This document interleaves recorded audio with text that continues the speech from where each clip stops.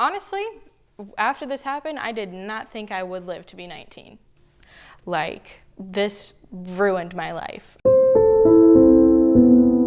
It was supposed to be a fun night out. I was invited by a childhood friend to go to this graduation party. But this woman, who asked we not show her face or use her name, says nothing about that night in May of 2019 was a celebration. The person that graduated, it's his party, and he hands me a drink. An open bottle. I drank probably like 3 or 4 sips of it. That being 2-3 sips of a Seagram's. Uh-huh. I mean, even if you had the whole bottle, yeah, it's not going to be something that makes you black out. Absolutely. But she says she did black out for the rest of the night. I came here wearing bra and underwear under my clothes. I woke up and neither of those things were there. Months later, the memories came flooding back. I remember being in the back of one of the boys' cars in a garage that is completely closed and him being like raping me. I remember another boy taking me, like literally physically dragging me upstairs, like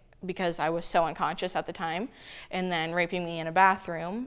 And then I remember being raped on a couch where there are 20 plus other people around, literally watching it happen, and nobody's doing a single thing. So I told my mom at the kitchen counter one night when I was breaking down in tears, being like, I physically cannot live any longer. Just 16 at the time, she and her mom went to Cherokee Sheriff's Police to file a report.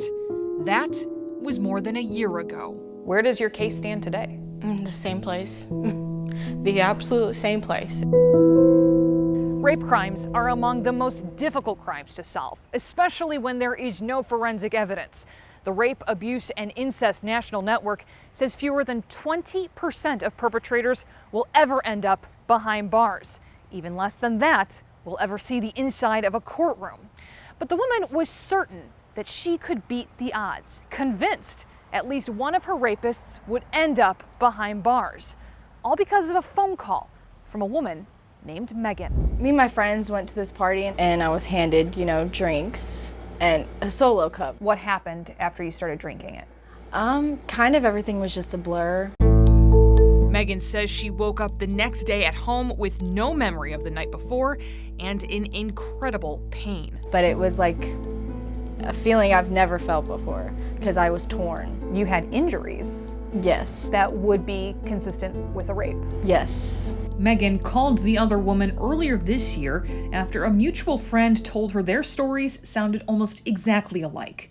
It was on that phone call the women realized just how similar they were. It was at the same house. Yes. One of the people who you accuse of raping you is the same one she accuses of raping her. Yes. What are the odds you have two women who don't know each other who are accusing the same man of rape? Exactly. They also realized their stories were separated by an entire year. Megan filed her report to Cherokee Sheriff's officials in 2018, the other woman, 2019.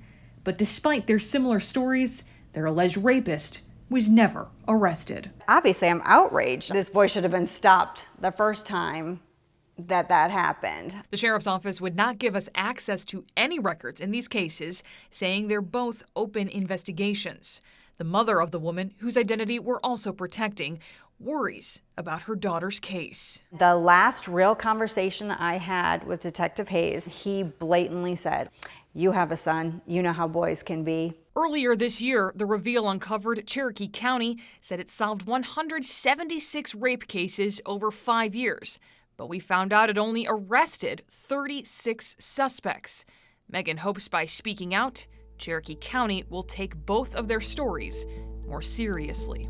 I want him to, be punished for what he did and not get away with it because it's really a disgusting crime and nobody should get away with that, especially multiple offenses of it.